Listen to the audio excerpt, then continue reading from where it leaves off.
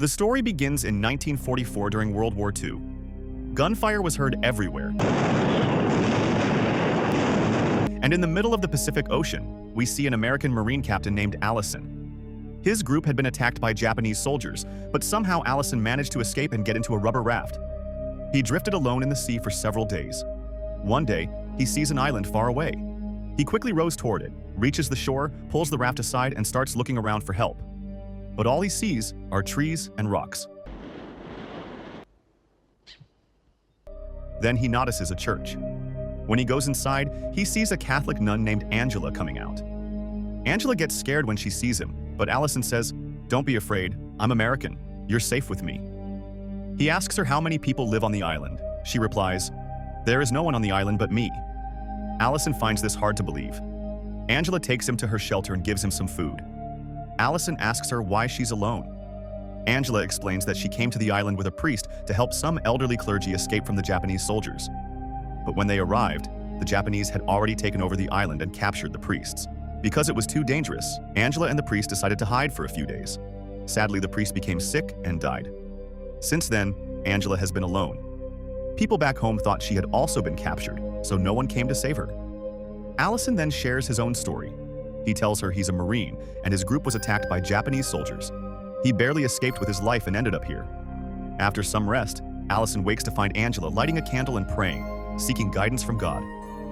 Later, the two go out to look for food. Allison climbs a tree to pick coconuts and fruit, handing them down to Angela. However, he still needs more protein and spots a turtle in the ocean. Taking some rope and wood, he gets in the raft and Angela joins him. They approach the turtle, but catching it isn't easy. Allison falls into the water, but with Angela's help, they finally catch the turtle and return to the island. Allison cooks and eats the turtle, saying, "We have everything we need on this island. Even if no one comes to rescue us, we can survive." Angela asks, "Who do you have back home?" Allison replies that he's an orphan and grew up in an orphanage until he was 14. After finishing his studies, he joined the military to serve his country. Angela also tells him she's an orphan. She has deep faith in God, which is why she chose to become a nun. The next day, they see a Japanese fighter plane in the sky. Alarmed, Allison quickly hides with Angela, knowing their lives could be in danger if they're spotted. He tells her they must stay hidden for a few days and mentions a cave he found. Angela agrees and they move into the cave, spending the entire day there. The next morning, they hear loud explosions. Allison peeks outside and sees Japanese aircraft bombing the island. Angela is terrified and begins to pray. Allison comforts and calms her. Once the bombing ends, they come out and see total destruction. Their shelter and the church have been completely destroyed. Soon after, a unit of Japanese soldiers arrives to set up a weather station. They destroy Allison's raft too. Seeing them, Allison and Angela are forced to hide in the cave again. Soldiers are all around and Allison becomes extra cautious. He asks Angela to hide deeper while he stands guard with a knife. Fortunately, the soldiers don't enter the cave and eventually leave. Angela then suggests surrendering to the Japanese, hoping they won't harm a nun and that it might give Allison a chance to escape. But Allison refuses, saying it's too risky, they could still harm her. They decide to continue hiding. That evening, Allison sneaks out to fish while avoiding the soldiers. When some Japanese troops spot him, he pretends to be dead. Fooled, they leave. He catches a fish and returns to the cave where he and Angela eat. However, Angela had stopped eating meat after becoming a nun. Still, with no other food, she eats the fish, but later vomits as her body can't digest it. She goes to sleep. Hungry? Later, Allison sneaks out to observe the Japanese camps. He darkens his face to avoid detection and sneaks into a camp to steal food. But a soldier arrives, forcing him to hide all night in a dangerous situation.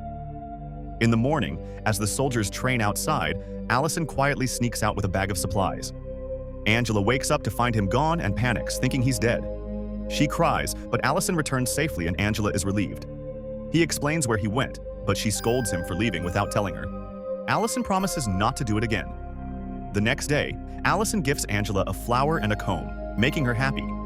He asks if she's ever thought about living a normal life instead of becoming a nun. Angela explains she hasn't yet taken her final vows, and the church allows 5 years before making a permanent decision. Suddenly, they hear voices and realize the Japanese soldiers are leaving the island. They feel overjoyed. With leftover supplies from the camp, food is no longer an issue. Allison tells Angela that he has been lonely all his life and has endured many hardships, but now he wants to be happy with her and asks her to marry him. After the war, Angela is shocked and says she has devoted herself to God. She cannot betray that commitment. Allison is heartbroken but apologizes if he hurt her feelings. That night while eating, Allison finds a bottle of Japanese liquor and drinks too much. Drunkenly, he mocks Angela's vows and compares their situation to Adam and Eve on a deserted island. Hurt, Angela runs into the forest during the rain and falls asleep in the cold. Allison searches for her but can't find her. The next morning, he discovers her unconscious. He carries her back to the camp but sees that the Japanese soldiers have returned. He takes her to the cave, where her condition worsens. Allison risks his life again and sneaks into the Japanese camp to steal blankets and medicine. A soldier sees him, and Allison is forced to kill him in self-defense and hide the body. Back in the cave, he changes Angela's wet clothes and gives her the medicine. For the first time, he prays. When Angela regains consciousness the next morning, she asks who changed her clothes. Allison admits he did. Seeing her condition, he apologizes again for his words the previous night. Angela forgives him. Suddenly, they hear bombing outside. Allison sees that the Japanese are bombarding the island again, likely because they found the body of the soldier he killed. He tells Angela what happened and she is devastated, praying for forgiveness. Japanese soldiers arrive near the cave and threaten to throw grenades inside if no one comes out. Angela and Allison feel hopeless. Angela prays, convinced their end is near. Just then, massive bombing starts again. Japanese soldiers outside scream in panic. Allison realizes the American Navy has begun bombing the island. They rush outside to see American planes attacking Japanese positions. They are very happy, but Allison knows it won't be easy for the Navy to land because the Japanese hid 4 big guns on the island. He tells Angela that God would want him to help the American soldiers. Angela says he has her blessing. Allison runs through the battlefield and destroys the guns one by one. Even though he gets hurt, he saves many American lives. The Navy stops bombing and lands safely on the island. Angela comes out and takes care of Allison's wounds. Allison tells her, "It's time for us to say goodbye. We may never see each other again." Angela says, "Even if I don't spend my life with you, you will always be in my heart." The Navy raises their flag. When the captain sees Allison alive, he is shocked. They thought he was dead. Allison is put on a stretcher and Angela walks behind him.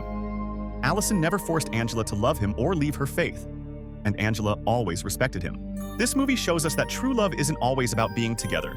Even if 2 people are apart, their hearts can still be connected. And that's how the movie ends. Friends, if you were in Allison's place, would you risk your life for your country? Tell us in the comments. Thanks for watching. Please like, share, and subscribe. See you in the next video.